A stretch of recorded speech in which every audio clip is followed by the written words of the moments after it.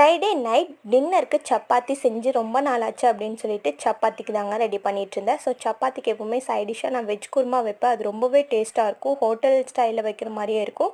So நான் இந்த மாதிரி வைப்பேன்னா ஃபர்ஸ்ட்டு ஒரு ஆனியன், ஒரு 4-5 பூண்டு, கொஞ்சமாக இஞ்சி, ஒரு தக்காளி கட் பண்ணி போட்டு நல்லா வதங்கினதுக்கப்புறமா கொஞ்சமாக நிலக்கடலை முத்து, வறுத்த நிலக்கடலை முத்து போட்டுட்டு ஆற வச்சு அரைச்சி எடுத்துக்கலாங்க. ஸோ இன்றைக்கி வந்துட்டு நான் கேரட் பீன்ஸ் போட்டிருக்கேன்.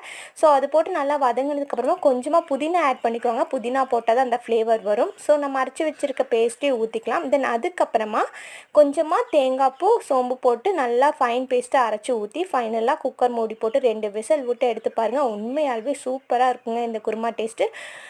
உங்களுக்கு வேணும்னா சோம்பு கொஞ்சம் ஆட் பண்ணிக்கலாம். சோம்பு ஃப்ளேவர் பிடிக்காதனாலும் அவாய்ட் பண்ணிக்கலாங்க. ஸோ அதுக்கப்புறமா சப்பாத்தியும் தேய்ச்சி போட்டு எடுத்துகிட்டு உண்மையாகவே சூப்பர் சாஃப்டாக வந்துருந்துச்சு.